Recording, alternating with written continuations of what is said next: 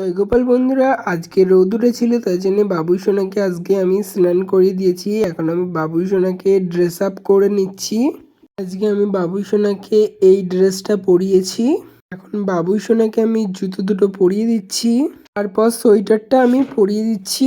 শীতের কটা দিনই বাবুই সোনা সোয়েটার পরবে, বসন্তকাল চলে আসলে আর সোয়েটার কোনো কাজেই লাগবে না, তুলে রাখবো পরের বছরের জন্যে। এখন আমি বাবুই সোনাকে চুল আর টুপি পরিয়ে দিচ্ছি। পুজোর জন্য অনেক গাঁদা ফুল নিয়ে এসেছি, তাছাড়াও আমার কাছে আরো অনেক ফুল আছে আর গোলাপও তুলেছি। এখন কিছু দুব্ব বেছে রাখছি গণেশ দাদা এবং শিব বাবার জন্যে। বাকি দুব্বগুলি আমি ঘটের মধ্যে দিয়ে দিচ্ছি। এরকম সোজা করে দিলে অনেকদিন পর্যন্ত দুব্বগুলি টাটকা থাকে। আমাদের পিতলের আমের পল্লব, ঘটে জল দিয়ে একটা বেলপাতা দিয়ে দিলাম, সিঁদুর দিয়ে দিয়েছি, গলাতে নারায়ণ আঁকিয়ে দিয়েছি, সুপারি দিয়ে ঘট স্থাপন করে দিলাম। ঘটের চারপাশে গাঁদা ফুল দিয়ে সুন্দর করে সাজিয়ে দিচ্ছি। এখন শিব বাবার চরণে আমি কিছু ফুল জল নিবেদন করছি। এখানে আমি ঘিয়ে জবা দিয়ে আর সাদা ফুল দিয়ে একটু সুন্দর করে সাজিয়ে নিচ্ছি।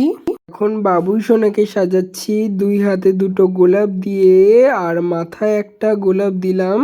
ঘটে 5 রকমের ফুল ব্যবহার করি, আগে আমি দুটো দিয়েছিলাম, এখন আরো 3টে দিয়ে দিলাম। মা সরস্বতীর চরণে কিছু বাসন্তী গাঁদা নিবেদন করে দিলাম। এখন ঠাকুরদের খাবারের ব্যবস্থা করতে হবে, তার জন্য আমি কিছু ফল আর মিষ্টির ব্যবস্থা করেছি। প্রত্যেকটা খাবারে আমি তুলসী পাতা নিবেদন করছি, আর শিব বাবারটায় আমি তুলসী পাতা দিচ্ছি না। মঙ্গল আরতিটা শুরু করে দিলাম, প্রথমে ধূপ দিয়ে, তারপর প্রদীপ দিয়ে, ধুনো দিয়ে, সবশেষে চামর দিয়ে।